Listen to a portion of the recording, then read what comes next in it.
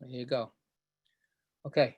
We're at the very end of the Gemara's discussion of the Mishnah that was talking about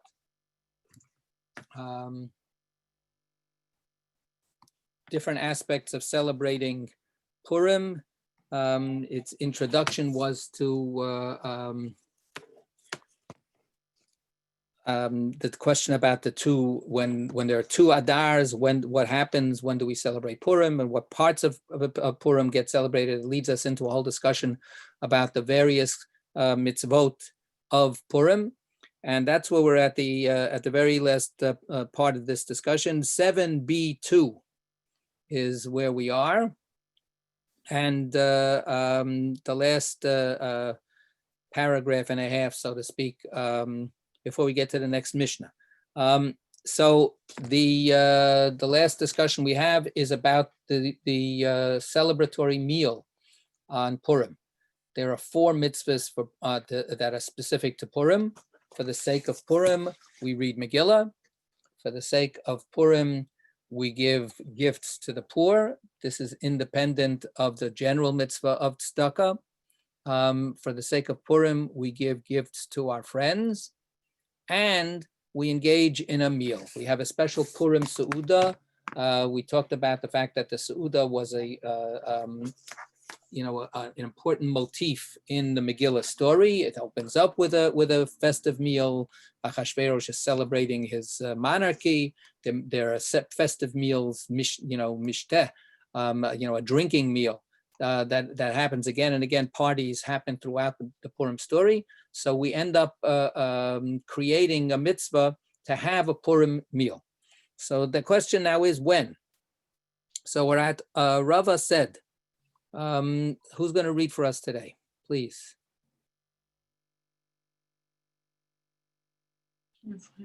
Going once, going twice. 7b2. After the first few lines on the top of the page, we have a little break, and then we have Rava said, one who eats the Purim feast. You got it, Bill? Good. Okay. Yep. Thank you.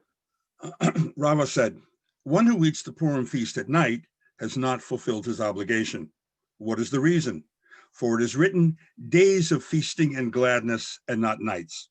Okay. So now we have the allocation of the mitzvah to the daytime. Okay, we in our community, we pay a lot of attention to Purim night. Purim night is a time of really wonderful fun. It's really actually the last time our community got together before everything closed down. And even then there were already rumblings. But we pay a tremendous amount of attention to Purim night. But Rava says that the next day is very important. You can't have your Purim Seudah, you can't have your Purim feast at night. It has to be the following day. Okay, good. Gemara. The Gemara cites a related incident. Rav Ashi was sitting with before Rav Kahana on Purim. It grew late in the day, and still the rabbis did not arrive at the house of study. Rav Ashi asked Rav Kahana, why have the rabbis not arrived yet? Rav Kahana replied, perhaps they are busy with the Purim feast. Rav Ashi remarked to Rav Kahana, is it not possible for them to eat the Purim feast at night? Rav Kahana answered Rav Ashi, did Master not hear what Rava said, that one who eats the Purim feast at night has not fulfilled his obligation? Rav Ashi asked him, did Rava say that? Rav Kahana answered him, yes. Rav Ashi learned this ruling from Rav Kahana 40 times until it was secure in his memory. Okay, so a little bit of a intriguing, weird story. Rav Ashi is a major sage in the Talmud, who is a generation or two after Rava. And he actually, in certain traditional ways of doing the chronology of the Talmud, he's credited with at least the first stab at editing the Talmud. So he's not a nobody. He's quite a significant sage. And we're talking about quite late in the day that this topic is being brought up. Rav Ashi is portrayed in this story as not really knowing when the Purim Suda should happen. And here he is in the house of study. Where else should he be? He's in the house of study on Purim day, and he's waiting for everybody to come in so that they can all study together. And he goes, where is everybody? And the answer that Rav Kahana or who is it? Ameimar is the other reading. Rav Kahana. Right, but Ameimar, right? If you look in note 15, some people read Ameimar. Okay. A different sage, doesn't matter. And so this other sage says to him, well, maybe they're still busy eating. You know, there are a lot of sort of questions. So when did Rav Ashi have his meal? When did Rav Kahana have his meal? Did they have the meal, before and then they finished, they had lunch and then they came in and they're ready to study? Where is everybody, says Rav Ashi. And Rav Kahana says, well, they're still busy eating. So, and Rav Ashi says, well, why didn't they just make their suruda at night? So implication, like I did. And Rav Kahana says, what's the matter? Don't you know that there's no Purim Suda at night, that the Purim Suda is only during the daytime? Rav Ashi doesn't know this. It's pretty shocking. Some people are shocked by, all kinds of worldly cataclysms, but in its own little way, this is a little weird, right? So, and there's really no commentary that delves into this. What this shows is that this whole gelling of the package of celebrating Purim took time. And Rava, like I said, is a generation or more before Rav Ashi. He promulgates a certain rule, but we see that it already, 30, 40 years later in the study hall, it's not common knowledge to even some of the greatest sages of the time. So, and from the story itself, like I said, there's an inference to be drawn that other people are still doing sudas at night. When Rava says you can't do the suda at night, he seems to be, I guess, addressing certain people who said, yeah, come on, Purim night is a great, wonderful time. And, that's when we're going to be partying. That's when do you party after all? You party at nighttime. You don't party in the middle of the day, at least the people I hang out with. And that sort of also sort of highlights a little bit of the absurdity or the carnival nature of Purim, to take what we normally would consider an evening activity and put it into the daytime. But it's not an obvious practice yet. And we're talking about 400 CE or later, 450 CE.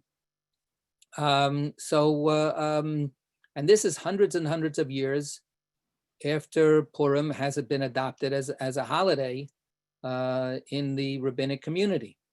So just again, the historic development is, hinted at, even though it's not talked about in that kind of really explicit way. The last part of this story is that Rav Ashi has to review this lesson 40 times so that he can finally get it down pat. What do we make of that?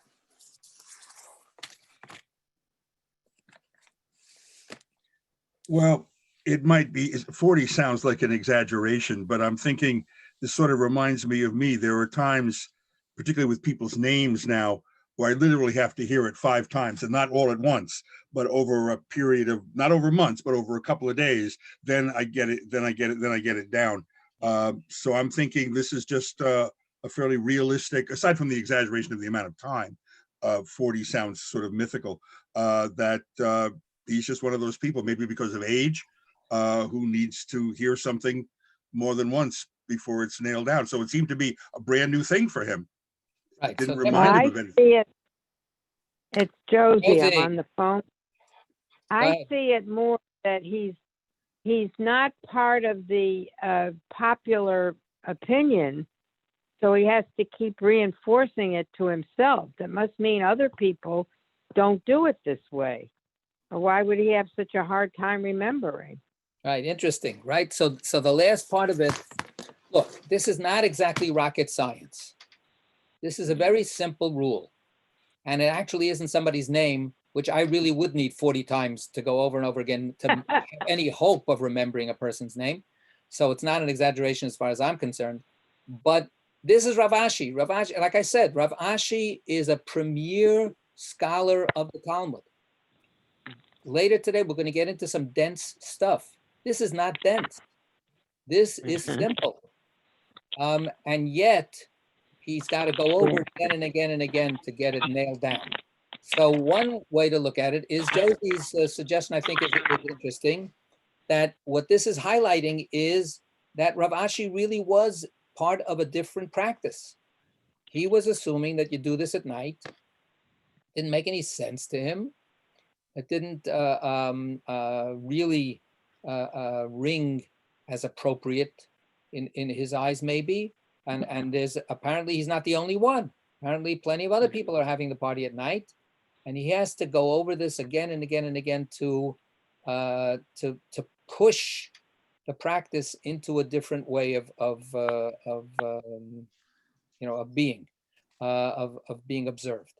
That would be one way to see it, that there's actually here this real effort to try to change some people in the community or some communities out of the many communities that we're talking about, to try to change their practice. It requires again and again and again and again and again. A different way of looking at it is, it's a joke. This is a Purim joke. Like, Rav Ashi, who knows the ins and outs of the most abstruse legal arguments, of everything, when it comes to when you should have your Purim Suda, he can't remember that it's supposed to be in the daytime. What did we have, remember last week? You should get drunk on Purim so you can't tell the difference between Haman and Mordechai, right? As if this is a subtle difference. So here we have, again, like a sort of a kind of perhaps a little bit of a tongue-in-cheek idea that the greatest sages, when it comes to Purim, are reduced to simple beginning school children who have to review their lessons again and again and again and again. So one very serious interpretation, and one a little bit of a less serious interpretation. And with that, we finish and of course, by in terms of practice today, those who try their best to observe these 4 mitzvot, these are the mitzvah of having a special meal in honor of, special party meal in honor of Purim is during the day. And some people try to actually have it later in the daytime so that it draws out into Shushan Purim, so that they extend it into the following day. Okay, so good. Now we're coming to a new Mishnah, and we have a little note. Note 20 is an important note for us to pay attention to. So, Bill, you're reading, right? Yep. The remaining Mishnayot of this chapter are related neither to Megillah reading nor to any other laws of Purim. They have been included because of the similarity of phraseology to the previous Mishnah. Just as the previous Mishnah, which discussed the laws of Purim on a leap year, used the phrase Ela ein bach, there is no difference. It goes from right to left with the Hebrew. I'm sorry. Ein bein, blah, blah, blah, Ela. Ein bein, Ela. There's no difference, except so too the following Mishnayot use the same phrase to compare and contrast different laws. Right. So this is a section, it's called the Ein bein section. And Ein bein means there's no difference between. They should put the translation in between. Bein means between. There's no difference between this and that, except for the following. So these two things are very similar in many ways, but there's some difference. So the first occurrence of that phrase was in a Mishnah that we just had, that we finished discussing, that there's no difference between the first Adar and second Adar observance, right? Except for Megillah and gifts to the poor, right? There's no difference. This is back on 6b2. Ein bein Adar Rishon Adar Sheni, ela kriyas Megillah umatanas levyonim. So that's that. And so now what we see is that actually, again, this happens a lot in Mishnah and sometimes in the Gemara. Since the Mishnah was remembered, there was no recording, right? You couldn't push the record button. Since everybody had to remember these things by heart, there were ways of organizing material to try to facilitate this. And one way to organize the material was you put all the Ein Bains together. So Ein Bain this to that, Ella so-and-so. Ein Bain the other thing to that other thing, except it's so-and-so, and so on. So we're going to have a list now of Mishnayot. We have one at 7b2, which we're about to look at. We have another one on 7b3, and then we'll have another one on 8a1, and then another one on 8a1. Short discussions about things that have nothing to do with Purim, but they're all put here because they were remembered as being, oh, here's a compare and contrast. This is compare and contrast. These are two things that are similar, and yet they also have a difference between them. What we will see, we already saw in the previous Mishnah, this is not comprehensive and totally definitive in these statements. The comparison between A and B ends up being a partial comparison. Even though the statement sounds very, very, very conclusive, there is no difference between so-and-so and so-and-so except the following. The Gemara constantly will point out that, well, that's not quite true. There are all kinds of other differences too. Nevertheless, there are interesting little pieces of Torah here. So we're going to be following, they're not Megillah Purim related, so the discussion is not that big, but each one of these brings up another little kernel of Torah to pay attention to. So here we are in the middle of this page. The Mishnah digresses. Go ahead. No, you're on mute. Sorry. The Mishnah digresses to discuss the laws of the Sabbath and Yom Tov. There is no difference between the Sabbath and Yom Tov, except in regard to food preparation. Okay. So, Ein Bein Yom Tov LeShabbat, Ela Ochel Nefesh Bilvad. Ochel Nefesh is translated here as food preparation. Ochel Nefesh, Ochel is food and eating. If it's Ochel, it's a noun, food. If it's Ochel, it's a gerund, eating. And Nefesh is a person, right? The self, the soul, right? Feeding oneself.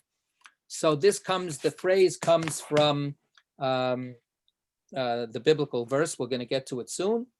And what this says is that Shabbat and Yom Tov are in many ways the same. So on Shabbat, you have to rest. On Yom Tov, you have to rest. So in that sense, they're completely the same. However, there's one big major difference in how you rest on Shabbat versus how you rest on Yom Tov. And that is, on Shabbat, you can't cook, right? When it says food preparation, specifically what we're talking about is cooking a meal or cooking a dish, right? You can't cook, you're not allowed to cook. On Yom Tov, you are allowed to cook, right? We wouldn't be able to have all of our Sidarim and all of our all kinds of wonderful celebrations of Shavuos and Sukkos if we didn't cook on Yom Tov. So that's what the Mishnah is saying. The one big difference between the two of these holidays, they're both holy days that require resting, but there's one difference. The difference is food preparation. Okay, but now the Gemara is going to say, well, it's more complicated than that. From the fact that the Mishnah mentions only food preparation as a difference between the Sabbath and Yom Tov, the Gemara infers. But with regard to preliminaries for food preparation, both this, the Sabbath, and the other Yom Tov are equal. That is, preliminaries are forbidden on both the Sabbath and Yom Tov. Okay, so the cooking itself is allowed on Yom Tov. How many steps prior to getting the food into the pot being cooked? How many steps are included in what we call here cooking or food preparation? Food preparation is a very vague term. So in the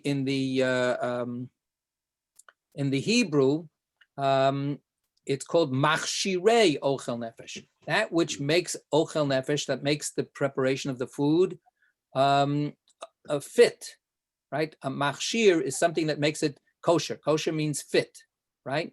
So to make something possible, the things that make the cooking possible, are they allowed to be done on Yom Tov or not? For instance, we're allowed to, let's say you eat meat. So you're allowed to cook a piece of meat on Yom Tov. Are you allowed to slaughter the animal on Yom Tov so that you can have a piece of kosher meat? Slaughtering is not allowed on Shabbos. Is slaughtering allowed on Yom Tov because it's for the sake of eating? But that step is a step prior to the cooking. It only makes it possible to have the material to eat. Or let's say we're talking about baking. Let's say you want to bake some bread. Are you allowed to grind the wheat to make it into flour on Yom Tov? Grinding food, grinding materials, not just food, is not allowed on Shabbat. Are you allowed to do it on Yom Tov if it's for the sake of then preparing the food? How many steps back do we go? So this is an argument among the sages. Okay, but let's look also now at 21. Note 21. Right, this is back in the Mishnah. The only difference is food preparation. That is, whatever types of work are forbidden on the Sabbath are forbidden on Yom Tov as well. The only exception is work that is required for the preparation of food, which is generally permitted on Yom Tov, but not on the Sabbath. The comparison drawn by the Mishnah between the Sabbath and Yom Tov is only in one aspect, namely the types of work that are forbidden on each.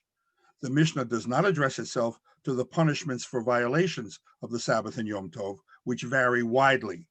The penalty for violation of the Sabbath is stoning or karet, whereas the penalty for violation of Yom Tov is lashes, according to Rashi.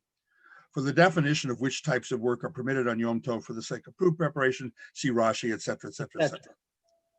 Our Mishnah, which permits work on Yom Tov only where it is for the sake of food preparation, is in accordance with the view of Beit Shammai, in contrast to Beit Hillel, who rule that whatever categories of labor are permitted for food preparation are also permitted, excuse me, for other necessities, the principle of matoch.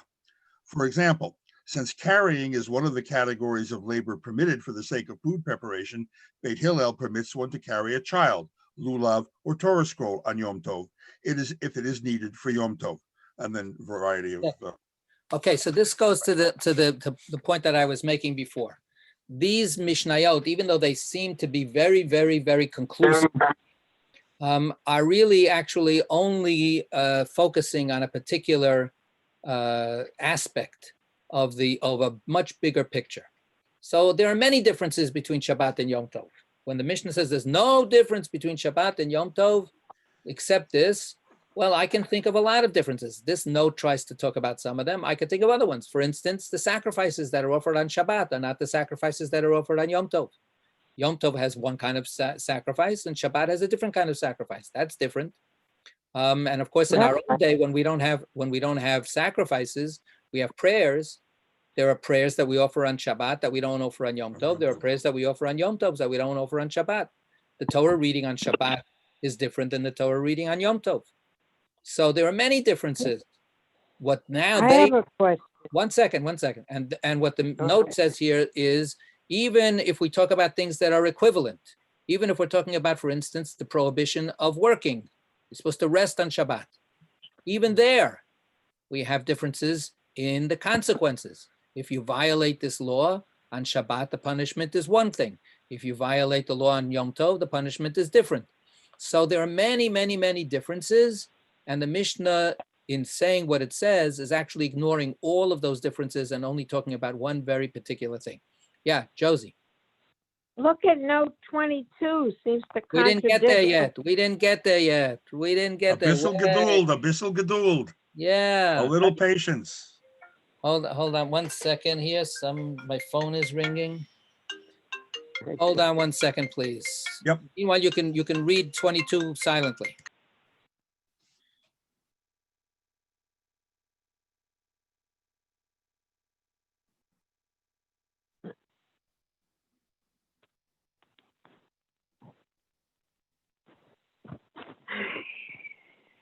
Are you there? I didn't already see.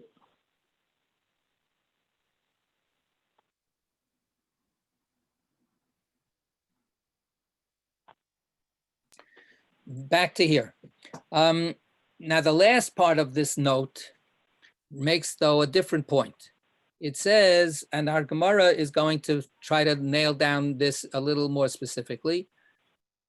When we narrow down the Mishnah to only the topic which it chooses to discuss, then we have another question. Does everybody agree with this Mishnah? Because with this Mishnah here is out of context, right? This Mishnah is only here because of the similarity of that phrase. Right. You know, and therefore we have a chain of teachings. But it's included in other places, in Beitza and in Shabbos, which are places that talk about Yom Tov and Shabbat. And there we find out that there's more to this discussion than what we have in shorthand in our Mishnah. And we find out that actually there's a big argument between the house of Hillel and the house of Shammai with regard to this very issue. So and of course, by the way, you know, traditionally speaking, we follow Beit Hillel and not Beit Shammai. But Beit Hillel says that anytime you have something that is permitted on Yom Tov, it's for food preparation, then it's permitted, period. So the idea, for instance, that you could take your bag of flour that you left in your shed outside and bring it into the house so that you could mix it up for the cooking. Once that's allowed, then you can carry anything. And that's, of course, what we follow. So if somebody has the lulav and etrog at home and they bring it to shul on Yom Tov, not on Shabbat, but on Yom Tov, then carrying on Shabbat is on Yom Tov is allowed, not just for cooking, but for anything that's involved in celebrating the holiday. So l'tzorech hayom, for the sake of observing the day. So this is Beit Hillel's idea. Beit Shammai is much more strict as usual and says, no, the dispensation to do certain activities on Yom Tov for food preparation is only for food preparation and not for anything else. Once we know that that's a disagreement, then this Mishnah sounds like it's following the restrictive view. This Mishnah sounds like it's following Beit Shammai and not Beit Hillel, which of course would put it outside the subsequent consensus, right? It would mean that this Mishnah is actually something that we don't follow. Okay, Josie, and then Jerilyn, and then Sylvia.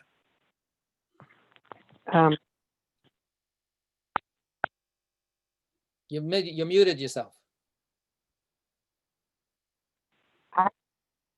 Now you're on mute. I jumped ahead, but I'll wait till we get to that. All right. I was looking at the two. Good. Okay, we're going to get to there. I mean, it's all connected, but we're going to get to there soon. Okay, Jerilyn.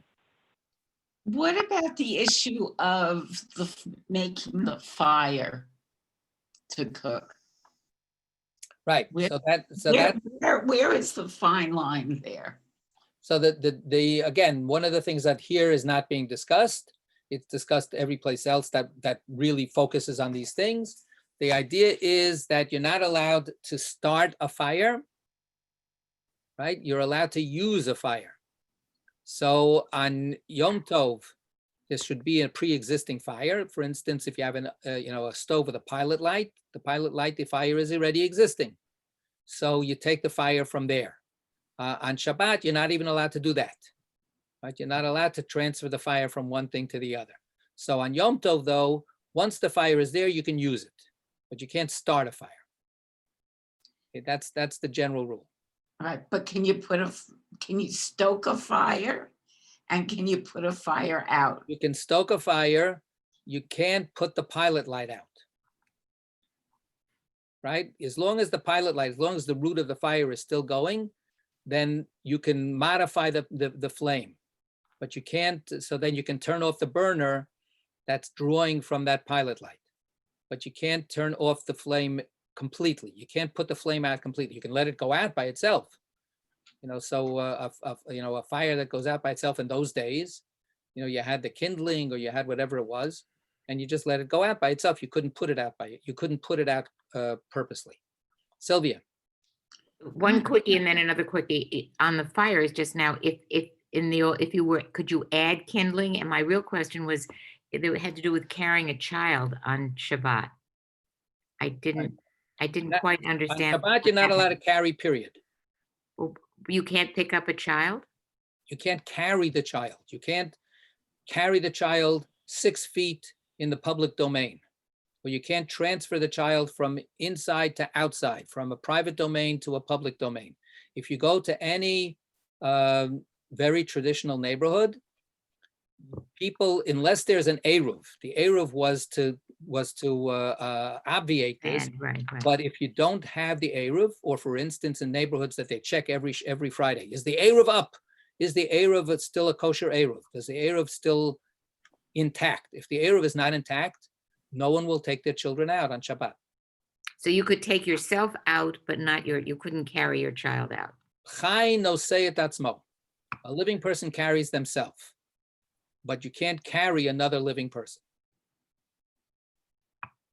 And the question on kindling, is it not considered work to add kindling to an ongoing fire? If the fire is already there, then adding fuel to that fire is okay for the cooking. Not on Shabbat. Not for heat. Right. On heat, it has to all be happening on its own. Okay. Yes, Jerilyn, one more time. All right, so the old stoves had a constant pilot light, but the new ones don't. So how do you deal with that? So I am of the opinion, other people may disagree. In fact, I know many people do. Right, but that the system that's in the it's basically a kind of an electric mechanism. Right. So that electric mechanism is equivalent to a pilot. So how is that different than turning on a light in the house? I am of the opinion that turning a light on is okay. Okay. And I'm very much, many people agree with that. So yeah. All right, back to this. Any other comments? Any other questions? Okay. So now the Gemara is going, so back to this notion that this Mishnah may only follow Beit Shammai. The note here does not include disagreements about this. There are other commentators that say that that's not the case. Just like we say that this Mishnah is not to be taken as being so definitively focused about what it says when it says there's no difference. So too with regard to this, there are other things that the Mishnah will allow to be differences. And then this Mishnah follows Beit Hillel also. But rather there's an artificial focus that the Mishnah is trying to maintain just in order to bring this particular highlighted issue to the fore. But the complications of the issue, just as we now are seeing that we're getting into all kinds of other side questions that are, not going to be dealt with here at all. It's meant to be just here. Here's a topic heading to delve into the difference between Shabbat and Yom Tov. Stuart, you wanted to, you raised Well, your I hand. mean, the more interesting question is why do we have this distinction between Shabbat and Yom Tov, right? So we're going to get to some scriptural difference in the derivation in a second, and we can talk about that soon. Okay, one more. Okay, Jerilyn, yes. To go back to what Sylvia asked about carrying the baby, okay? So if you have an Eruv, I understand how that works, and I understand that. But can you take your baby in your backyard? As long as it's all considered, if it's your domain, then yes. Right? The transfer, carrying doesn't mean just carrying. It means you can, if you're, you can carry, a 50-pound, bag of dog food. You can carry it all over your house on Shabbos. It's not a very good idea, but that's not carrying. Carrying means transferring objects from one domain to another, from one identifiable space of control by somebody to another space of control. It's basically related to commerce. That's what commerce is all about. Commerce is transfer of goods from one person's control to another person's control, or from one, space to another space, right? From the warehouse to the store, from the store to your bag, right? From, or to your home. That's Amazon is about carrying. That's what Amazon's business is. Amazon's business is carrying. So that's the thing. So in my own space, I can do whatever I want because it's not commerce, right? Okay. So, all right. Now we're going to get to some discussion here, and we're going to hopefully touch on the bigger question about what is the difference? Why is there a difference between Shabbos and Yom Tov anyway? Okay. The Gemara. Where are we? The Gemara cites a conflicting view. Right. So the conflicting views, in other words, we're making an assumption now that the Mishnah says only food preparation, but not any of the preliminaries. The preliminaries are definitely prohibited on Yom Tov, just like they are on Shabbat, right? We're taking, again, a narrow reading of our Mishnah. If that's the case, then this Mishnah is only according to some people because other people disagree. Go ahead. The Gemara cites a conflicting view. Our Mishnah does not follow the opinion of Rabbi Yehuda, for it was taught in a Baraita. There is no difference between Yom Tov and the Sabbath, except in regard to direct food preparation, which is permitted on Yom Tov. But the preliminaries for food preparation are forbidden on both Yom Tov and the Sabbath. Stop. Wait. That's the way we're reading our Mishnah. Right. Right. We're reading our Mishnah as saying very, very narrow difference, right? But we don't expand it. And this Braita starts that same way as our Mishnah, but then it gives us an explicit addition. Go ahead. Rabbi Yehuda, however, permits even the preliminaries of food preparation on Yom Tov. So obviously our inference about what the first phrase is all about is correct. The first phrase is meant to completely narrow the focus to just the food preparation itself, not the preliminaries. Therefore, the Braita has to quote Rabbi Yehuda, who says, no. I'm allowing the preliminaries too. So that means our reading is correct, number one. And number two, it means that our Mishnah is not following Rabbi Yehuda. Okay. The Gemara gives the scriptural sources for the opinions cited in this Baraita. What is the Tanna Kama's reason for ruling that only direct food preparations, not preliminary ones, are permitted on Yom Tov? This is 7b3. Okay. 7b3. The verse states, only that which is eaten by any person, that alone may be done for you. Okay. That is, go ahead. That is only that food preparation itself is permitted on Yom Tov, but not its preliminaries. Okay, look at note 23. Let's look at note 23 for a second. Note 23 cites Exodus 12:16. This verse is the source for the rule that acts of labor which are otherwise forbidden on Yom Tov are permitted for the sake of food preparation. The entire verse reads, "And on the first day a holy convocation, and on the seventh day a holy convocation for you. No manner of work shall be performed on them, only that which is eaten by any person. That alone may be done for you." Okay, so that's the root verse for the distinction between Shabbat and Yom Tov, right? That this is the introduction of the holiday of Passover, the first of the holidays that the Jewish people were introduced to, right? Chronologically, we get out of Egypt, that's Passover. Then we finally get 50 days later, we get the Torah, that's Shavuot. And then after that, our whole wilderness experience is commemorated with Sukkot. So those are our holidays. Those are our three festivals. And in introducing the rules for festivals, the first festival of Pesach is the paradigm for all other festivals. And the first festival has told us, don't do any work. If it stopped at there, it would be the same thing as Shabbat, right? Passover is not Shabbat. If it happens on a Wednesday, whatever it is, it doesn't matter.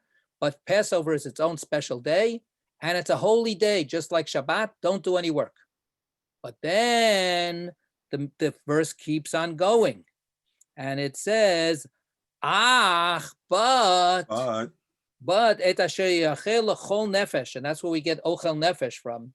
Every person, what any one person wants to eat, that hu levado yeyaseh lachem, that itself, that alone shall be done for you.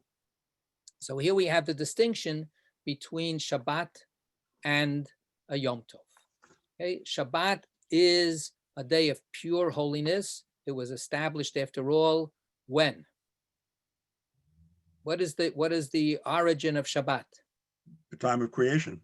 In creation, God rested, right? So Shabbat is a day that comes straight from the divine source. Where does Pesach come from? It comes from the Torah. The Exodus. It comes from human history. Yeah. Shabbat does not come from human history. Shabbat comes from the divine mystery of whatever that means, that God rested and blessed and sanctified the seventh day of creation. If anybody thinks they know what that really actually means, I'm ready to hear. But with Passover, we're saying, hey, something amazing happened in human experience, in the experience of the Jewish people, and we're going to make that day a commemoration. We're going to make a special day as a commemoration of that, and we're going to celebrate it. So it's humanly sourced. So the day of Shabbat is pure holiness. Everything that you want to enjoy on Shabbat must be prepared ahead of time. But the Yom Tov idea, all the Yom Tovim are about human experience. Humans celebrating something wonderful that happened to them. So the Torah says, make a meal. Eat, my child. Es mein Kind. A very Jewish idea. So that's the difference between Shabbat and Yom Tov. In other places, it says, Chetzio lachem v'chetzio lashem. Half of Yom Tov is for you, and half of Yom Tov is for God. God and you are celebrating Yom Tov in a spiritual and a material way. You have to put them both together and celebrate in that way.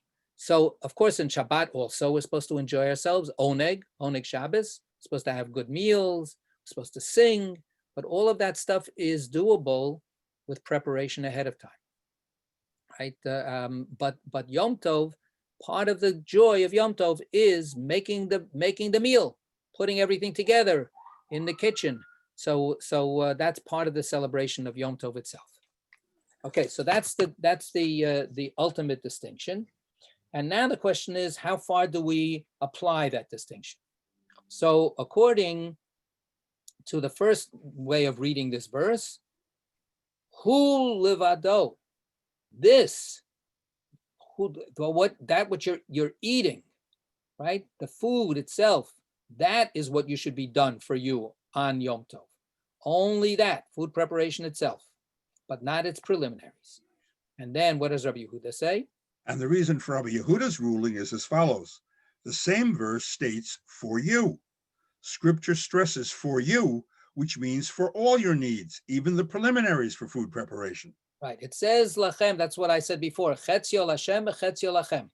This is a holy day for God, but it's a holy day for you also. And it's for your sake, for your needs. So let's be a little more generous. Let's help people out a little bit. Let them be able to do a little bit more for preparing the food. So that's Rabbi Yehuda's looser definition for the sake of helping people make a good holiday celebration. Jerilyn. So what's the thing about not preparing for this, the first day of Seder, and then for the second day of Seder? Say that again. You can only prepare the food for that day of the Yontif, Right. not for the next Yontif Correct. day. Correct. Right. So that's also part of this idea. The reason that you're allowed to prepare the food is for the honor of Yom Tov. It's not that Yom Tov is not a holy day. It's that part of the holiness of that day is expressed by your joyously making the food that you're going to eat that day. So we had it just earlier this morning, exploiting the Torah for other gains, for other uses, is not allowed. So taking the holy day of Yom Tov and using it for another day, I'm going to do all my, No, that's not what I meant. What did you mean? I meant, or if there are two Yontif days, like the first two Seders, Right. you're supposed to cook only on the first day for the first day, and then after this, you light candles for the second day, then you can cook for the second day. You can't cook from the first day for the second day, even if the second day is Yontif. That's because you're preparing from one day to the next. The Okay. second day of Yontif exists because maybe the first day is not Yontif. Okay. But maybe the first day is Yontif. If the first day is Yontif, the second day is not Yontif. So you can't cook for the second day. If the first day is Yontif, then you can't cook on Yontif for another day, right? So that's the catch-22 that we're involved in. So every day of Yontif needs to be treated for its own sake. You can't use Yom Tov as a day of preparation for something else. Even if it's for another Yontif day. But that's the But thing. first two That's the whole what you legal. just explained. The whole reason that other day exists is because that may be or may not be really the right day. Gotcha. So therefore, you have to treat each day on its own. Right, but you can cook before the Yontif starts Of course, for any of the days. of course. Okay, And if you're cooking for that day, you can cook extra. okay, In other words, if I'm going to cook soup for Yontif, so instead of just cooking one bowl of soup for myself, I can cook a Right. pot of soup with that serves 10 people. So I'll have leftovers, gotcha. right? Thank you. Right. Okay. So Josie, what did you want to ask about note 22?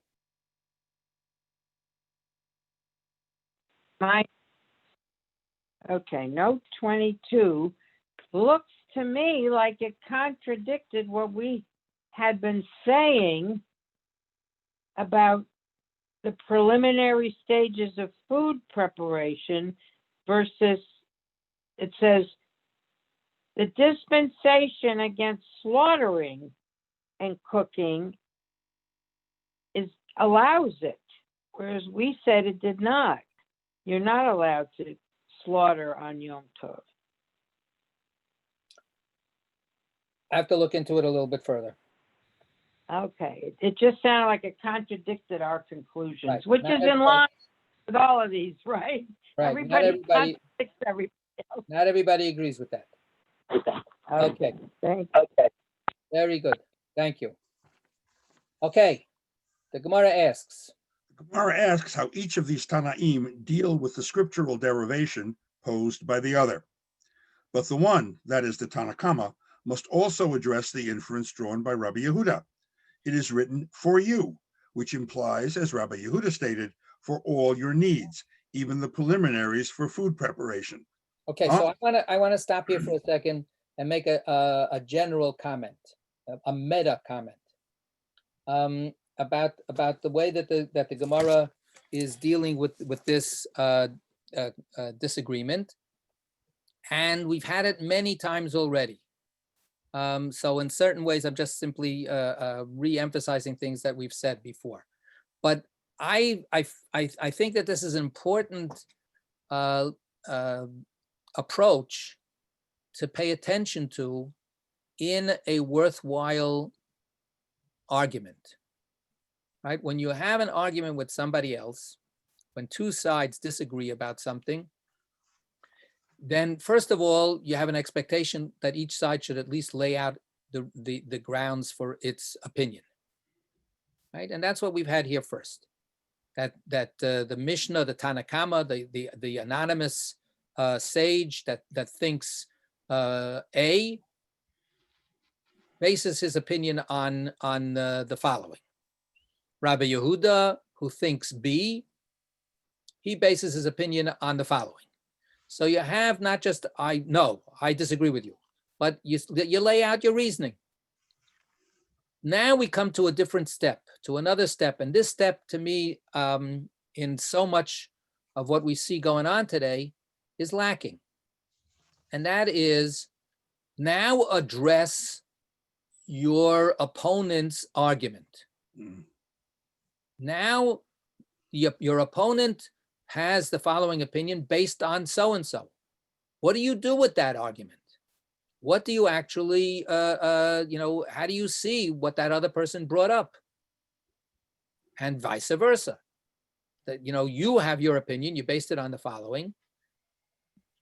Your opponent, what does your opponent do with your argument? How does your opponent deal with the factors that you're bringing up? How does your opponent deal with the concern that you're bringing up? How do you deal with the concern that your opponent has brought up?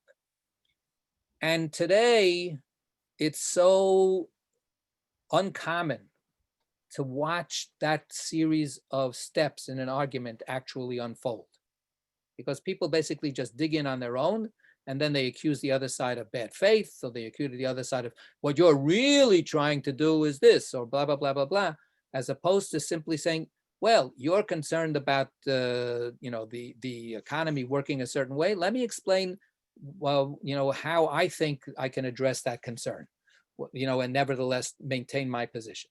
So I just want to say that what the Gemara models again and again in these sometimes arcane kinds of discussions, but the structure of the discussion is very important. Each side owes respect to the other side, to take what the other side says seriously. And if you don't see it the same way, what do you do with what they said? Okay, so that's what our Gemara's question is here. So what does the Tanakama do with Rabbi Yehuda? What does Rabbi Yehuda do with the Tanakama? But the other one, that is the Tanakama, it is written for you, which implies, as Rabbi Yehuda stated, for all your needs, even the preliminaries for food preparation. And then the Gemara has a question. Right. So there's a verse, the verse that we have here, there's a word in there that this is for your sake. I'm doing this for you. I'm doing this for you. So Rabbi Yehuda says, so come on. So let's do it for you. Let's do it for the Jewish people. Let's make life easy on Yom Tov for the Jewish people. And let's expand this a little bit. So back to the Tanakama. Instead of the Tanakama simply saying, you're an idiot. That's such a ridiculous argument. I'm not going to, deal with it. They say, well, what do you do with that idea about that the Yom Tov is really for the enjoyment of the people? How do you feel, the pressure of that claim? Okay, so what is the Gemara answers? The Gemara answers that the Tanakama derives a different teaching from the expression for you, namely for you and not for idolaters, for you and not for dogs. So now we come to a whole. That was my remark. Yeah. So now we come to a nice little surprise. What this read the where are we? Note 25. 25, thank you. One may perform acts of labor on Yom Tov for the preparation of food for another Jew, but not if the food is for an idolater or one's animals. Rabbi Yehuda agrees to this teaching. In his view, the expression lachem, for you, teaches two lessons. It implies for all your needs. By specifying you, it teaches that idolaters and animals are excluded, according to Ritva. Okay. So Obviously, dog haters. obviously dog haters, right? So as a non-dog hater, I nevertheless see the point of this argument. What is the argument saying? What is precisely being put forward here? In your own words. Well, the preparation is permitted, but in a very limited way, only for people, for Jewish people, for a Jewish person, and not for any of the other possibilities in the world. Right. So that sounds pretty racist. You know, with the dog part, so it sounds Speciesist. speciesism. I have another interpretation. Good. Wait a second about it. So that's what we want to get to. Is that really what it's all about? Is it just being looking down at the goyim, looking down at dogs, or is there something else involved? David. It's in furtherance of the holiday, I would argue. Okay, say more. Idolaters and dogs don't observe the holiday, so Are we punishing But them? cats, right? Can my cat be part of this? So can your cat be part of this? So you Yeah, should. it's a dog. We got a cat. Yes, no, so it means that cats are irrelevant. In the Talmud, cats are not there. You know, dogs are there. Cats, they're afraid of cats. Cats basically take care of themselves. So, but you're right. No, it means all animals, right? It means that your flocks of sheep that are out grazing, that are part of your own you know, assets and so on, animals. So, but is it simply that we're looking down at the animals? So what David is suggesting, I just want to expand it a little more, is this goes back to the heart of the question that we had before. What is this whole business about cooking on Yom Tov? The answer is, it's not that Yom Tov is some kind of inferior version of Shabbat, and cooking is allowed. And therefore you can cook as much as you want for anything, for any purpose. No, the cooking that is allowed is for Yom Tov. The cooking is precisely in order to have a holiday meal, to celebrate Passover together, to celebrate Sukkot together, to celebrate Shavuot together. Those people or those beings that don't participate in celebrating Passover and Sukkot and Shavuot, I don't cook for them. It's not that cooking is allowed. Cooking is not allowed per se. Cooking is to be used to celebrate the holiday. So that's, you know, the way to look at it a little differently. So what's my dog supposed to do? The answer is, my dog has plenty of dog food that I prepared before Yom Tov. I don't prepare the dog food on Yom Tov. If I have a cat, I don't do that. Look, some people actually cook for their animals. Yeah. So guess what? No, the animal will have to eat stuff that you cooked before Yom Tov. You're not using Yom Tov to cook for your creature who loves you and you love them, but who don't have any consciousness of the holiness of the day. Now, my dog, by the way, does have a consciousness of the holiness. Yeah, you mentioned that. Because he loves my Pesach. My dog knows that on Friday night she gets challah, and she knows she doesn't get the challah the rest of the week. So she knows when I come home from shul, she's ready to go. She's ready. When are we sitting down? When are we, and she also plays when we sing the Shabbat Zmirot at the table. She waits very patiently. As soon as we start singing, she comes with her toy and we have to start playing. So I would probably be allowed to cook for my dog. But you guys cannot cook for your. Just kidding. I know. Good. Yes, Stuart. Right.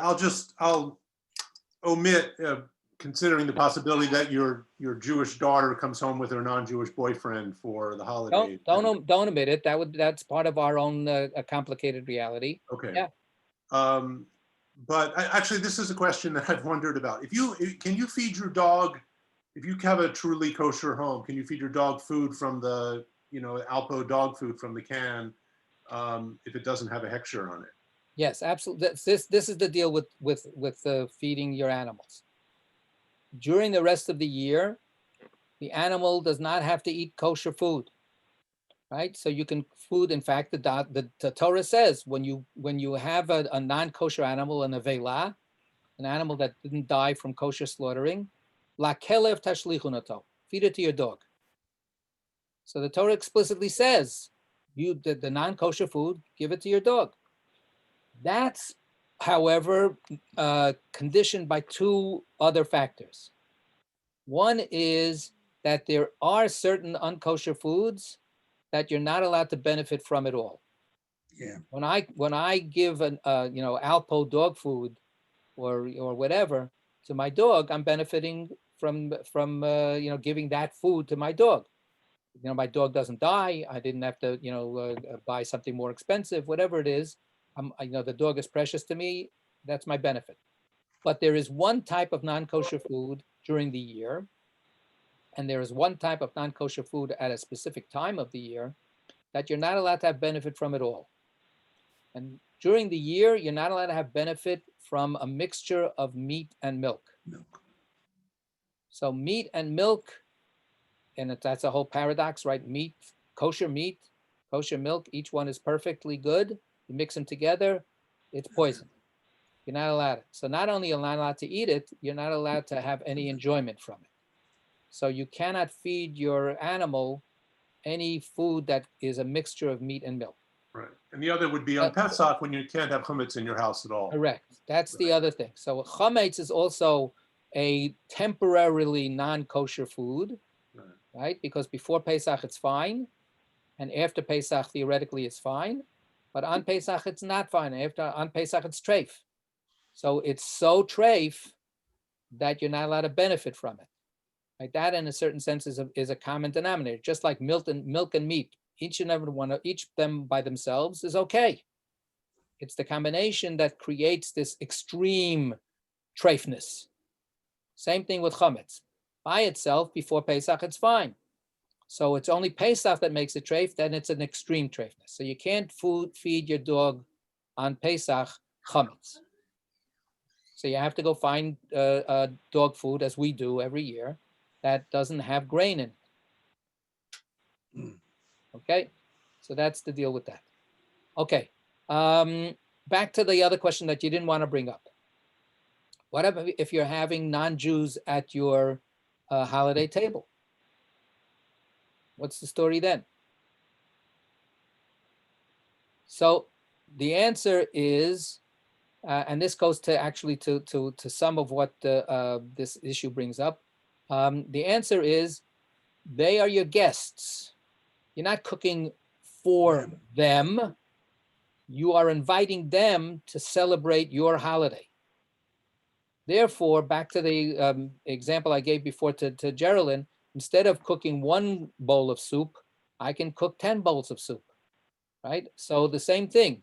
If I'm making a holiday meal for myself and maybe a few other Jews that are coming to celebrate the holiday, and there are also non-Jews joining in that celebration, so of course I can, cook the meal as a holiday meal for everybody.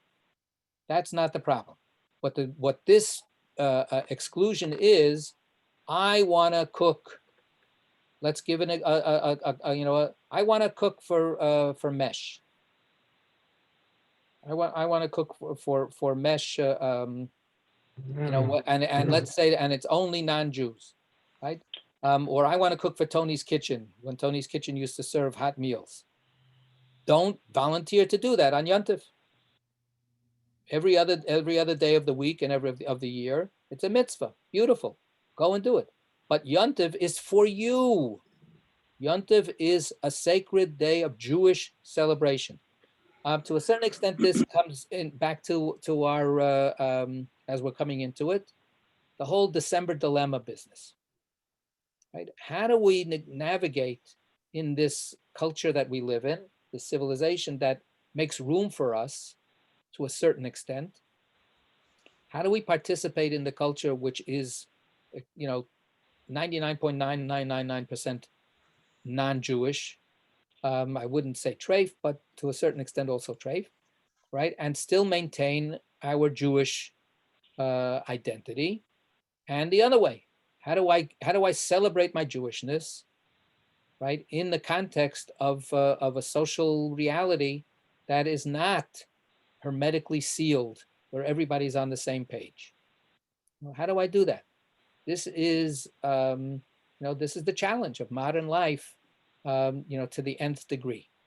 It's not unique in the sense that people all throughout history, Jews have lived in mixed cultures, but this is the first time that we've been really, at least theoretically, totally accepted and totally welcomed. And we have totally welcomed our welcome. So that question is here. When we make a Pesach Seder, I struggle with this. I have non-Jews at my Pesach Seder family members.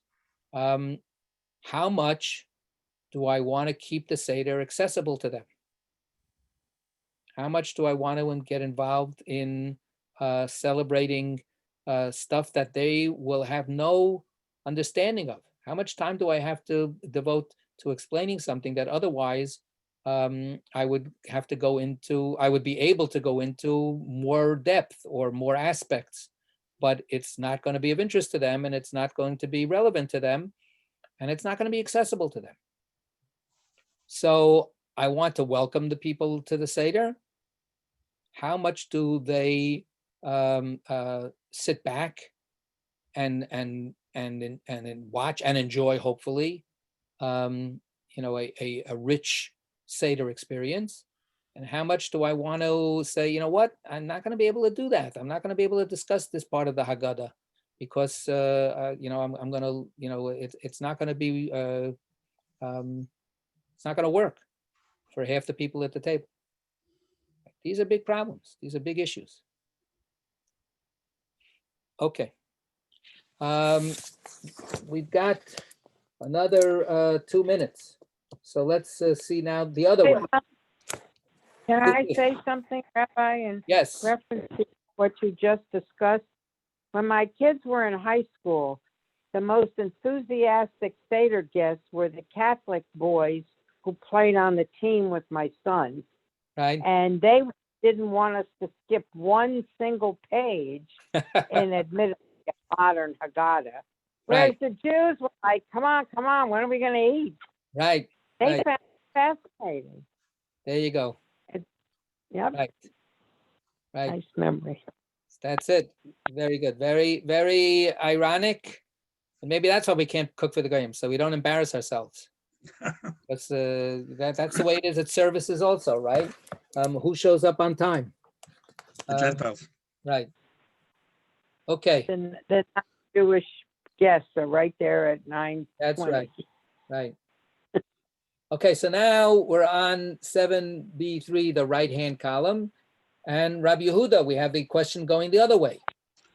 The Gemara now turns to Rabbi Yehuda, but the other one, that is Rabbi Yehuda, must also address the inference drawn by the Tanna Kama. It is written that, which implies only that is food preparation itself and not its preliminaries. Huh?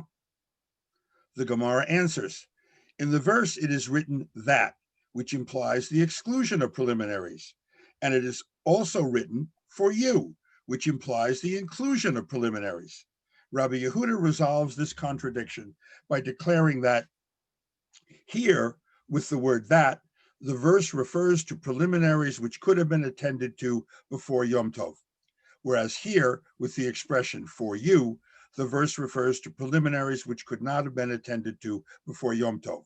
Rabbi Yehuda permits only preliminaries which could not have been attended to before Yom Tov, otherwise he concedes that they are forbidden. Right. So he's trying to make a balancing act, right? And he's saying, look, you know when Yom Tov is going to happen. Take care of as much as you can. Look, if you're spending the whole day of Yom Tov just slaving in the kitchen, that's not Yontif either. So try to do what you can do beforehand. And if it's possible to do it beforehand, don't leave it for Yontif, right? Don't leave it for Yontif to be that day which you'll do your chores on. Yeah, Bill. Rabbi, you may not remember, but several years ago, I asked you about the apparent concession by some rabbis about grinding coffee beans on Yom Tov for the sake of enhancing the holiday, and you had replied, "Well, you should probably do it before." Now I understand why. Okay. This explains this. I mean, not that I didn't believe you. It's not that, but this now explains where that came from. Brilliant. Good for you for remembering. Thank you again. All right. We're gonna stop here, and God willing, we'll begin the next Mishnah next time. Okay, the recording. Sei gesund. Sei gesund.